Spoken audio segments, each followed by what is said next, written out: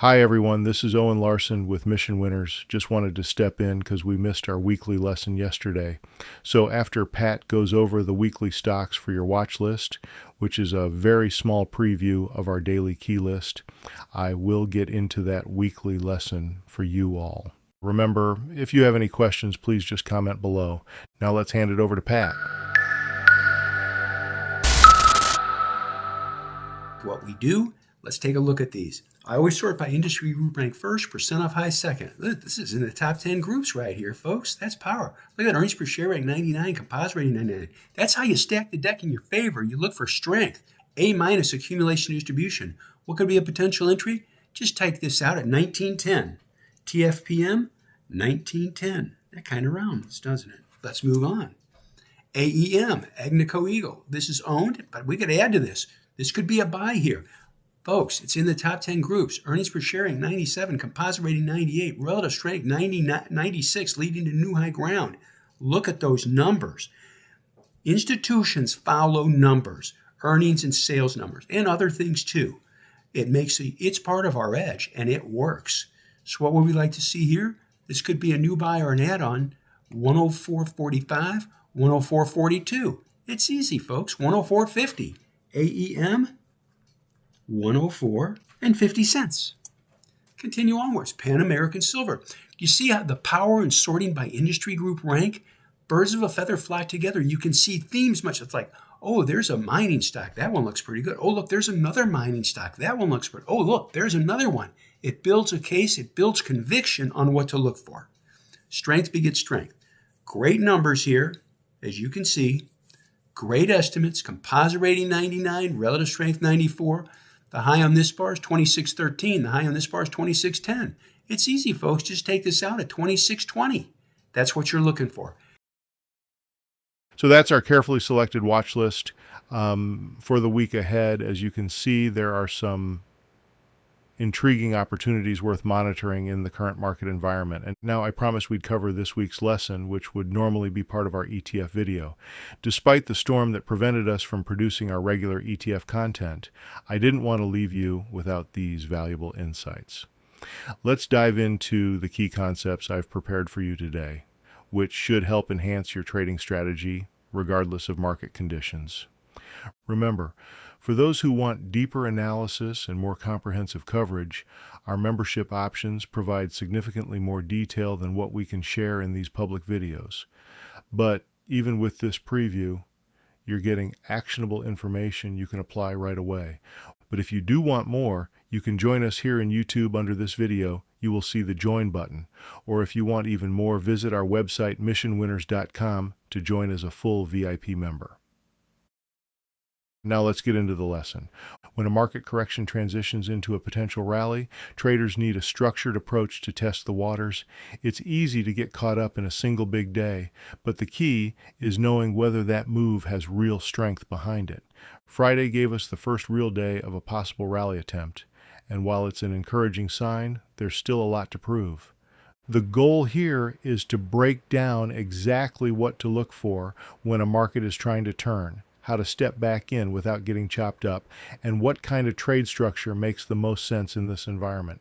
To start, we have to consider the larger market context. We've been in a strong bull market since early 2023, so this current correction fits within that framework. It hasn't been extreme. SPY and QQQ have pulled back around 8%, though growth stocks have been hit harder, with the FFTY dropping 19%. AI has remained the dominant theme, though semiconductors are showing some signs of slowing. With that in mind, the key question is whether this recent pullback is a normal shakeout before the next leg higher or the start of something deeper. Friday's rally attempt is a step in the right direction, but until we get confirmation, it's just that, an attempt. There are a few key signs that can tell us whether a market is truly strengthening. First, the indexes need to reclaim their key moving averages, specifically the 8 EMA, the 21 EMA, and eventually the 50-day. They also need to form higher lows, which signals a shift in trend structure. Market behavior needs to change as well. Fewer gap ups and gap downs, stronger closes instead of weakness into the bell, and most importantly, individual leadership needs to emerge. The best stocks in the market will start to ignore broader weakness, set up strong pivots, and break out ahead of the indexes. If leadership isn't there, the rally attempt is more prone to failure. From a technical perspective, one of the most important signals we can look for is what traders call a look below and fail. This is when price breaks down below a key level, but then quickly reclaims it, trapping shorts and forcing a move higher. That's exactly what happened last week, leading to Friday's move. But for this to be more than just a short-term bounce, we need confirmation. The first step is seeing price close above the 8 EMA.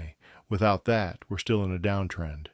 This is where traders need to use a progressive exposure approach, stepping in gradually rather than going all in on the first sign of strength. The right way to do this is by testing leaders with small positions and tight stops.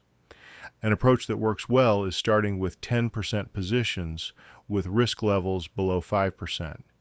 If 3 out of 4 of those initial trades start working, that's the signal to scale up exposure. At Mission Winners, we focus more on QLD as our leveraged ETF of choice, but some traders prefer to use TQQQ for shorter-term intraday exposure. Because of TQQQ's daily rebalancing, it's best suited for traders who are closing positions within a shorter time frame, rather than holding for extended swings.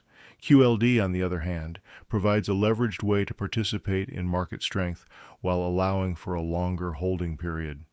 The biggest mistake traders make in this kind of environment is assuming that one strong day means the bottom is in. False rallies fail fast, trapping traders who jump in too aggressively. Instead of trying to predict, let the market prove itself. Watch how it reacts to key resistance levels. If we rally straight into the 21 EMA and stall, that's a red flag. If stocks that should be leading aren't breaking out, that's another warning sign. The right way to approach a market rally is with patience and precision. If this move is real, there will be plenty of opportunities to step in. The focus for this week should be on confirmation. We need to see follow-through, both in the major indexes and in leadership stocks. If the best names are setting up and breaking out, that's a sign of real strength. If the market is reclaiming key levels and holding them, then increasing exposure makes sense. But if we see hesitation at resistance, weak volume, or leaders failing to make progress, then it's time to step back and reassess. Until next time, master your strategy, trust the process, and maintain your edge.